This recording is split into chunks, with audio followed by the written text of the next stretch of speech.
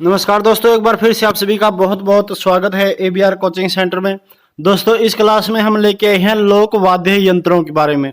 तो लोक वाद्य यंत्रों की जानकारी इस क्लास में दी जाएगी। और जिन्होंने अभी तक चैनल को सब्सक्राइब नहीं किया, जो भी नए साथी हमारे साथ जुड़ रहे हैं, तो सभी से रिक्वेस्ट है चैनल को सब्सक्राइब कर लें और आने वाली वीडियो जो है उसकी नोटिफिकेशन पाने के लिए घंटी का बटन भी जरूर दबा दें। तो देखिए, आज में फर्स्ट है तत्वाध्याय यंत्र। तो तत्वाध्याय यंत्रों में पहला हमारा है सारंगी। तो सारंगी जो बना होता है, यह सागवान, कैर या फिर रोहिड़ा की जो लकड़ी होती है उससे बनाया जाता है। इसमें बकरे की आंत के तार होते हैं और गज से इसे बजाया जाता है। गज में घोड़े की पूंछ के बाल होते हैं जो गज की आंत को तार पर रगड़ खाती है, तो मधुर स्वर उत्पन्न होते हैं। स्थान और बजाने वाले की शैली के आधार पर सारंगी के अनेक भेद हो जाते हैं, जैसे कि जोगिया सारंगी और सिंधी सारंगी आदि। पानीपत घराने में उस्ताद मामन खां को हरियाणा के सर्वश्रेष्ठ सारंगी वादक का सम्मान प्राप्त था। बात करते हैं तुम्बा की। तो तुम्बा कटे हुए तुम्बे से निर्मित इस वाद्य के एक सिरे पर चमड़ा मढ़ा होता है, यानी कि चमड़ा बंधा होता है, और चमड़े के एक छोर पर उसमें पशु की आंत का तार होता है। उसके दूसरे सिरे पर लकड़ी का टुकड़ा बांधा जाता है।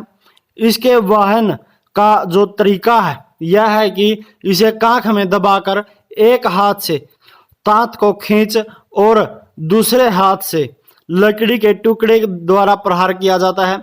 इस वाद्य का प्रयोग प्राय सपेरे बीन के साथ करते हैं। बात करते हैं इसमें एक तारा की। तो एक तारा जो है यह वाद्य बांस के टुकड़े को तुम्बी के साथ जोड़कर बनाया जाता है, जिस पर एक तार खींचा होता है। यदि इसमें दो तारे हो तो इसे दो तारा कहा जाता है। यह वाद्य एक हाथ के पकड़कर उसी हाथ की उंगली से तार पर प्रहार कर बजाया जाता है। बात करते हैं दो तारा की। तो दो तारा यह दो तार वाला यंत्र है जिसमें यह एक तारा की तरह उसी प्रयोजन को पूरा करता है। नेक्स्ट बात करते हैं बैंजो की। तो बैंजो इसकी बाईं और हारमोनियम सदृश सवार दाहिने हाथ अथवा प्लास्टिक के टुकड़े या फिर ब्लेड से बजाकर ध्वनि निकाली जाती है। यह वाद्य लोक गायकों में लोकप्रिय हो गया है। इसका परिष्कृत रूप इलेक्ट्रॉनिक बैंजो है। नेक्स्ट बात करते हैं सुवीर वाद्य यंत्र की। तो सुवीर वाद्य यंत्रों में पहला हमारा है बांसुरी। तो बांसुरी दोनों ओर से खुले, तो इस वाद्य के में 7 छिद्र होते हैं, यानी कि 7 छेद होते हैं, दोनों साइड से खुला होता है। कुछ बांसुरियां मुख के सामने, बिल्कुल सामने रखकर बजाई जाते हैं, तो अन्य मुख के समांतर यानी कि मुख के बराबर रखकर बजाए जाते हैं। बात करते हैं अलगोजा की। तो अलगोजा जो है बांसुरी के आकार प्रकार का है। लकड़ी या बांस से निर्मित इस वाद्य भी हरियाणवी संगीत में अपना विशेष स्थान रखता है। आमतौर पर यह बांसुरी छोटी बांसुरी होती है। दो अलगोजों को एक साथ बजाते हैं तो यह क्या होता है, अलगोजा बनता है। मेलों और उत्सवों में यह धूम मचाते ही हैं। साथ में पशु चराते समय चरवाहे मनोरंजन के लिए इसका खूब प्रयोग करते हैं। नेक्स्ट बात करते हैं बीन की। तो यह वाद्य भी बांसुरी की भांति वायु फूंकर यानी कि फूंक मारकर बजाया जाता है। इस वाद्य का निर्माण विशेषकर विशेष प्रकार के तुम्बे से होता है। इसका ऊपरी भाग लंबा और नीचे का भाग गोल होता है। तुम्बे के नीचे के भाग में स्वरों के छेद वाली 2 नालियां लगी होती हैं। एक नाली में स्वर भरता है तो दूसरी नाली से स्वर निकाला जाता है। नेक्स्ट बात करते हैं शंख की। तो शंख इसमें प्रयोग में लाने के पूर्व इसके आधार में एक यानी इसके बीच में एक छेद किया जाता है। महाभारत युद्ध में श्री कृष्ण धनंजय भीष्म पितामह के शंखों की ध्वनि की निजी पहचान थी। 5 जन्य देवदत्त उन्नत विजय क्रमशः भगवान श्री कृष्ण, अर्जुन और युधिष्ठिर के शंख थे। शंख संपदा तथा प्रचुरता का प्रतीक माना जाता है। इसके 2 प्रकार हैं, दक्षिणावर्ती और वामावर्ती। दक्षिणावर्ती शंख धार्मिक आयोजनों के लिए शुभ तथा दुर्लभ भी हैं। इससे सेवे नाद की बात भी जुड़ी होती है। शंख मांगलिक प्रतीक तो है ही, साथ ही वैज्ञानिक दृष्टि से भी उपयोगी है। इसकी ध्वनि जीवाणुनाशक कही जाती है। बात करते हैं शहनाई की, तो इसका जो प्रयोग है शुभ अवसरों पर यानी कि शादी विवाह के अवसरों पर गीतों की धुन के साथ बजाने के लिए किया जाता है। बात करते हैं हारमोनियम की, हालांकि मूल रूप से जो हारमोनियम है प्राय भारत से संबंधित नहीं है, लेकिन फिर भी हारमोनियम जो कि सांस्कृतिक प्रदर्शनों में दिखाई देते हैं। बात करते हैं अवनद वाद्य यंत्रों की, तो अवनद वाद्य यंत्रों में पहला है घड़वा। तो घड़वा यह मिट्टी की भट्टी में पकाया हुआ मजबूत एक घड़ा होता है जिसे चिकना कर लिया जाता है और इसके मुख पर रबड़ बांध लेते हैं। लय और ताल के साथ उंगलियों और हाथ की थाप से इसे बजाया जाता है। बात करते हैं जील की, तो जील यह नगाड़े का एक छोटा रूप होता है। नगाड़े के साथ ही लयबद्धता में इसे बजाया जाता है। बात करते हैं टफली की यानी कि डफली की, तो यह लोक वाद्य है, डफ का ही लघु रूप है। इसके भी एक और चमड़ा मड़ा होता है यानी कि एक साइड चमड़ा बंधा होता है या रबड़ बंधा होता है। इसमें घुंघरू भी पिरोए जाते हैं। अधिकतर इसका प्रयोग सपेरे प्रयोग में लेते हैं। बात करते हैं नौबत की, तो नौबत यह धातु की गहरी अंडाकार कुंडी होती है जिसमें भैंस की खाल से मड़कर चमड़े की डोरियों से कसा जाता है। वादन जो है इसको बजाया जाता है लकड़ी के डंडों से। इसे मंदिरों में राजा महाराजाओं के महलों के जो मुख्य द्वार होते थे उन पर बजाया जाता है। बात करते हैं ढोलक की, तो ढोलक यह वाद्य हरियाणवी संस्कृति का महत्वपूर्ण अंग है।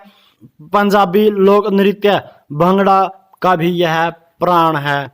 नेक्स्ट हम बात करते हैं इसमें खंजरी की, तो खंजरी जो है यह एक लकड़ी का ही छोटा सा घेरा होता है जिसे एक ओर से चमड़ा यानी कि प्लास्टिक वगैरह मड़ा होता है, बंधा होता है उस पर, और यह गोह या फिर बकरी का होता है। घेरे में पीतल की जो गोलाकार पत्तियां लगी होती हैं। इसे हाथ की चोट से बजाया जाता है। यह जोगियों का वाद्य यंत्र है। बात करते हैं हम डमरू के, तो डमरू का समन जो कि भगवान शिव की ओर ध्यान ले जाता है। भगवान शिव ने तांडव नृत्य के समय डमरू बजाया था। इसी के डुग डुग पर भालू और बंदर नाचते हैं। गुग्गा नृत्य में भी इस वाद्य का प्रयोग किया जाता है। इसका आकार इस प्रकार का होता है कि मानो लकड़ी के दो त्रिशंकुओं को नोक की ओर से आपस में जोड़ा गया हो। दोनों ओर खाल मड़ी होती है या फिर रबड़ बंधा होता है। उसमें बीच में बंधी दो छोटी छोटी रस्सियों के चारों ओर डोर बांध दी जाती है जिसे बीच में से पकड़कर बजाया जाता है। बात करते हैं डेरू की, तो डेरू जो कि डमरू का ही आकार का एक वाद्य वास्तव में उसका ही बड़ा रूप है। आम की लकड़ी से निर्मित इस वाद्य को दोनों ओर बारीक चमड़ा या फिर प्लास्टिक मड़ा यानी कि बंधा होता है। इसके घेरे पर डोरी इस प्रकार से बांधी जाती है। डेरू के दोनों ओर से मड़ी पतली खाल को इच्छा व आवश्यकता अनुसार कसा और ढीला किया जा सकता है। इसे पीतल एवं मुड़ी लकड़ी से बजाया जाता है। धानक लोग रत जगह और गुग्गा पीर पर्व पर इसका वादन करते हैं यानी कि इसको बजाते हैं। नेक्स्ट बात करते हैं डफ की, तो डफ में इस वाद्य का प्रयोग मुख्य रूप से डफ या धमाल नृत्य में होता है। वृत्ताकार ड्रम के एक और चढ़ी खाल वाला यह वाद्य दूसरी ओर से खुला होता है। इस पर हाथ की थाप दी जाती है। होली के अवसर पर इसकी प्रस्तुति अत्यंत भावपूर्ण लगती है।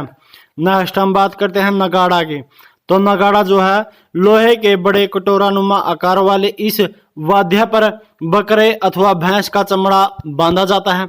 यह दो प्रकार का होता है, एक बड़ा और दूसरा छोटा, तो जिसमें छोटे के साथ एक नगाड़ी भी होती है। वादन में लकड़ी की डंडियों का प्रयोग किया जाता है जिसे चोब की संज्ञा प्राप्त है। त्योहारों के अवसर पर इसके वादन की परंपरा मुख्यतः ग्रामांचल में है और प्राचीन जो काल है उसमें किसी घोषणा के पूर्व यानी कि घोषणा करने के लिए नगाड़ा बजाया जाता था। बात करते हैं इसमें ताशा की। जो ताशा है वह मिट्टी, तांबा अथवा लोहे के गोलाकार कुंडों पर बकरे की पतली खाल चढ़ाकर यह वाद्य बनाया जाता है, जिसमें इसे गले में लटकाकर बांस की खपचियों से यानी कि लकड़ियों से बजाया जाता है और जिसका प्रयोग प्राय विवाह शादियों के अवसर पर होता है। इसमें ढोल के आश्रय से विभिन्न लयकारियां प्रस्तुत की जाती हैं, जो कि मुगल कालीन लोक वाद्य यंत्र है। ये बात करते हैं चौथे की, जो कि घन वाद्य यंत्र है। तो घन वाद्य यंत्र में कौन कौन से आते हैं? चिमटा, खड़ताल, मंजीरा आदि लोक वाद्य जो है इसी श्रेणी में आते हैं। कौन सी श्रेणी में? घन वाद्य यंत्रों में।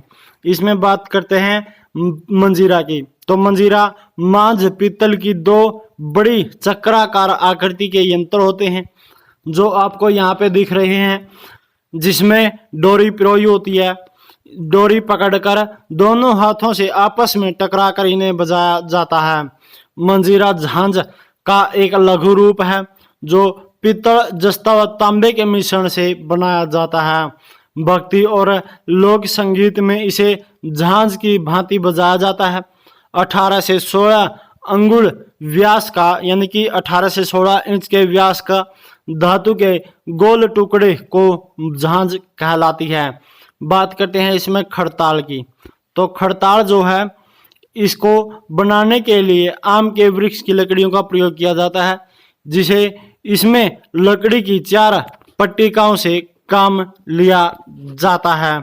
और इसी के साथ आज की क्लास में हमारा इतना ही।